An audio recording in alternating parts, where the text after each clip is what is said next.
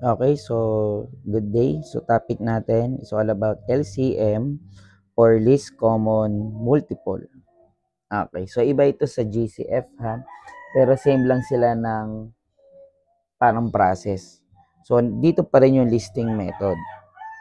So umpisa na natin sa letter A. So pag sinabi nating listing method, isusulat natin yung multiples ng dalawang number. Halimbawa ito 15. We have 15, 30, 45, 60, 75. Hanggang 75 lang muna. Then next, we have 20. 20, skip counting tayo, 20, 40, 60, 80, 100, and so on.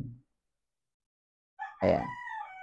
So kung mapapansin ninyo, pag sinabi nating least common multiple, ang hinahanap natin dyan ay yung pinakamababang magkaparehas, LCM. So, ang pinakamababang magkaparehas ng 15 and 20 ay 60. So, kaya ang sagot dito ay 60. Okay, so ganun lang gagawin. So, kukunin nyo lang yung multiples ng 15 and 20. Then, kung anong number sila unang nagkaparehas, yun yung LCM nila. Okay, halimbawa ito. So, 8 and 32. So, unahin natin yung 8. So, 8, 16, skip multiples of 8 tayo. 8, 16, 24, 32, 40, and so on. Okay, kaya ako naglalagay ng tatlong dot kasi kung hindi natin makuha sa first 5 multiples ng number, pwede tayong magdagdag. Pwede natin kunin yung first 10 multiples, first 15 multiples, mga ganun. So, dito tayo sa 32 ngayon. So, 32, 64. Okay, so napansin ko na dito pa lang sa 32 ay magkaparehas na sila. So, no need ng dugtungan yon. Okay? Kasi sayang sa pagod. Kahit hindi nyo na-completoin na first 5 multiples. Kasi, dito pa lang sa unang number, nakuha na natin yung common multiple nilang dalawa. So, kahit ituloy natin yan, halimbawa ituloy natin. So, 32, we have 86, 96. Diba? Kahit na ituloy natin yan hanggang 5, hindi pa rin magbabago ang ating LCM. So, yung LCM natin ay 32. So, LCM is 32. Yan. Okay. Dito naman tayo sa tatluhan. So, hindi pa rin magbabago yung ating method.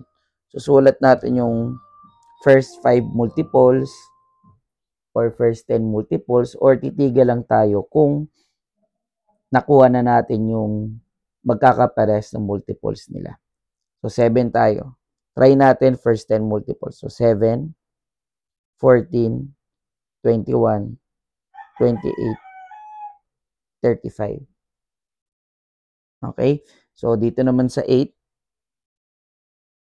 8, 16, 24, 32, 40.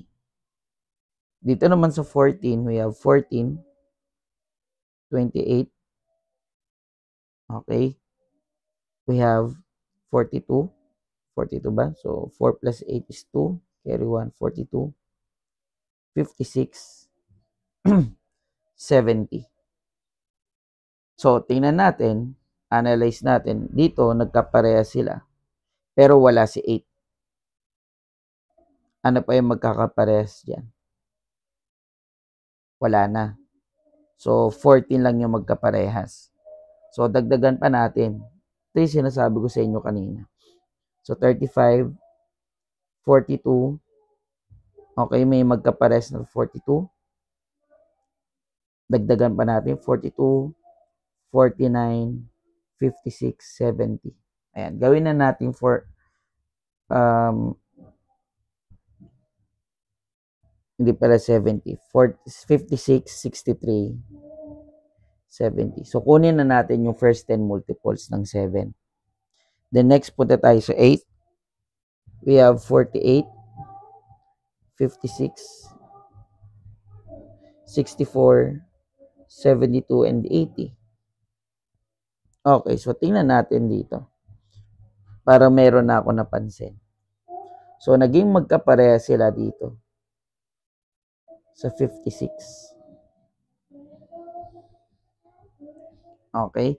Diyan sila unang magkaparehas. So, magiging LCM natin ay LCM is 56. Okay. So, dito sa listing method, meron niyang shortcut eh.